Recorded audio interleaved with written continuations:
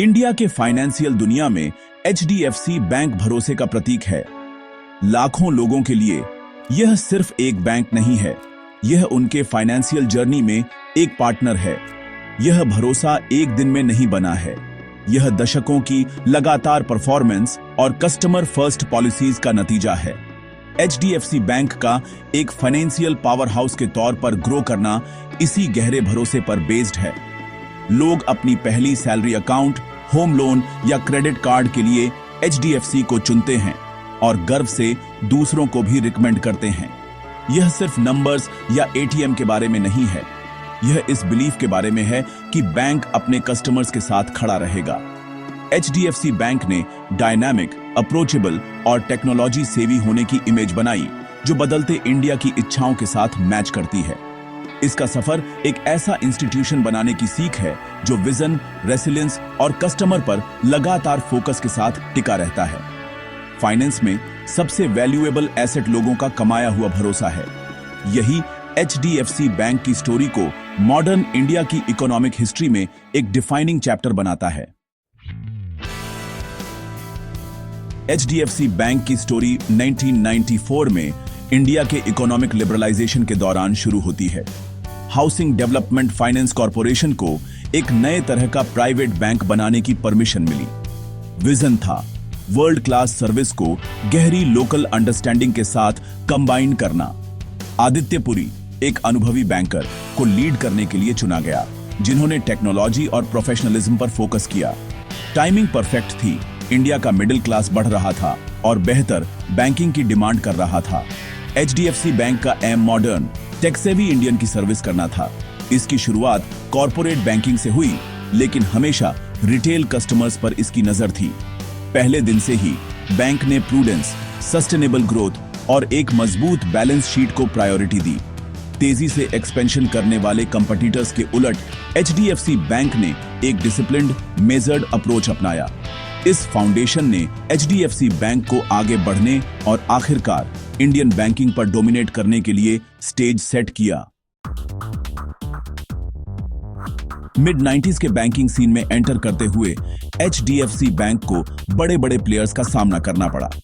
Public sector bank, जिनके पास बड़े network थे, और फॉरेन बैंक, जिनके पास एलीट सर्विसेज थीं। साइज पर कंपटीशन करने के बजाय एचडीएफसी बैंक ने सर्विस क्वालिटी और टेक्नोलॉजी पर फोकस किया।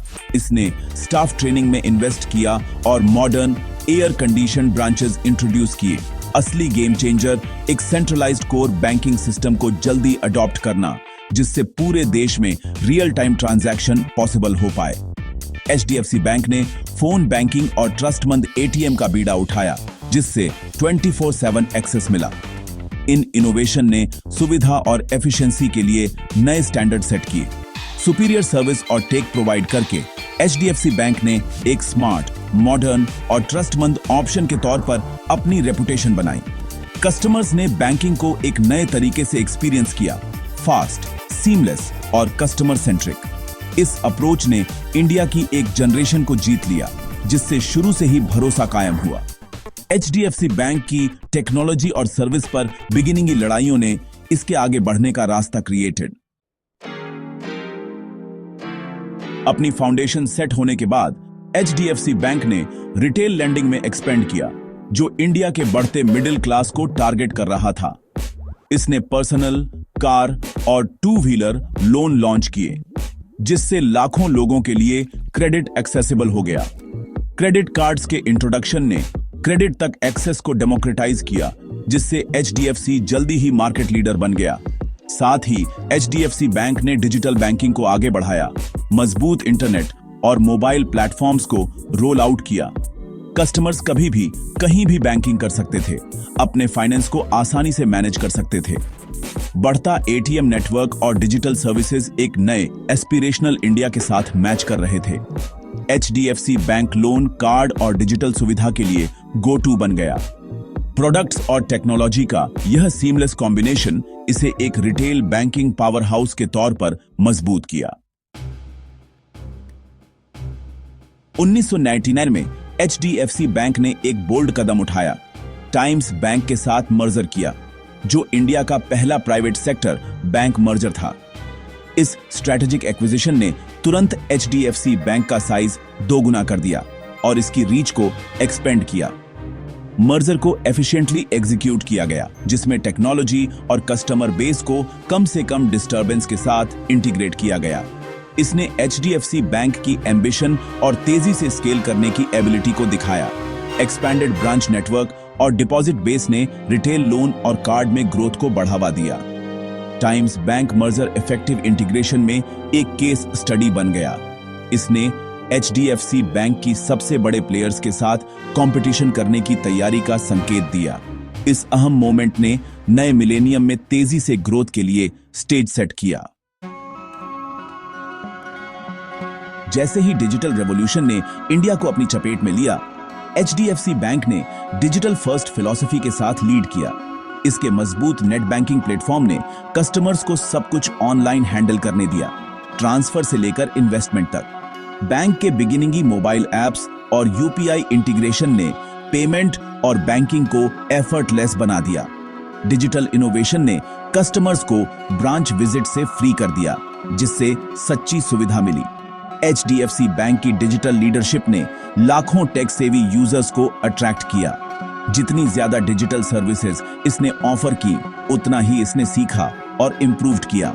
इस लगातार इनोवेशन ने HDFC बैंक को इंडियन बैंकिंग में एक टेक्नोलॉजी पायनियर बना दिया। इसके डिजिटल फर्स्ट अप्रोच ने कस्टमर लॉयल्टी और ऑपरेशनल एफिशिएंसी को बढ़ावा दिया, जिससे लगातार प्रॉफिटेबिलिटी बढ़ी। 2023 में HDFC बैंक का अपने पेरेंट HDFC लिमिटेड के साथ मर्जर हो गया, जिससे एक फाइनेंशियल टाइटन बन गया। इस मर्जर ने इंडिया के सबसे बड़े प्राइवेट बैंक को उसकी टॉप हाउसिंग फाइनेंस कंपनी के साथ कंबाइन किया। नई एंटिटी को बेजोड़ स्केल, एक बड़ा कस्टमर बेस और एक मजबूत बैलेंस शीट मिली। HDFC बैंक अब हर फाइनेंशियल प्रोडक्ट, सेविंग से लेकर होम लोन तक एक ही जगह पर ऑफर कर सकता था। मर्जर ने HDFC बैंक को दुनिया के सबसे वैल्यूएबल बैंकों में से एक बना दिया। यह सभी फाइनेंशियल नीड्स के लिए वन स्टॉप शॉप बन गया, जो तेजी से बढ़ते मार्केट में एक पावरफुल प्रपोजल था।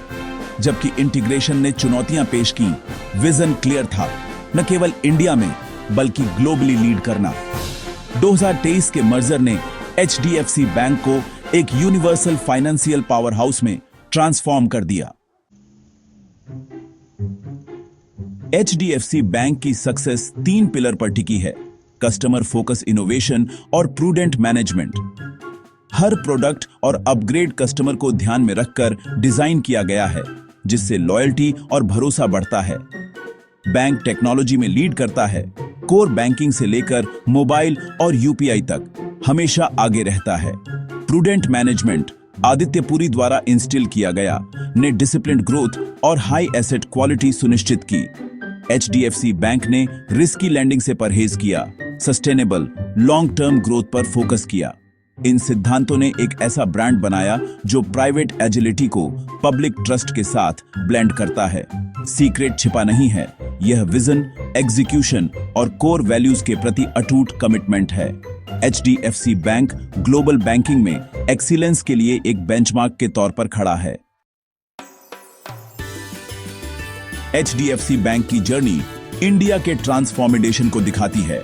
लाखों लोगों को एम पावर करना और इकोनॉमिक ग्रोथ को बढ़ावा देना। एक्सेसिबल क्रेडिट प्रोवाइड करके इसने फैमिली और बिजनेस को अपने सपनों को पूरा करने में हेल्प की है। बैंक ने कस्टमर एक्सपीरियंस को रेवोल्यूशनाइज किया, जिससे पूरी इंडस्ट्री को इनोवेशन के लिए मजबूर होना पड़ा। इसका उदय यह साबित करता है कि Indian institution world class standards हासिल कर सकते हैं। HDFC लिमिटेड के साथ मर्जर ने इसे नई ऊंचाइयों पर पहुंचा दिया, जो इंडिया की $1 ट्रिलियन एम्बिशन को सपोर्ट करने के लिए तैयार है।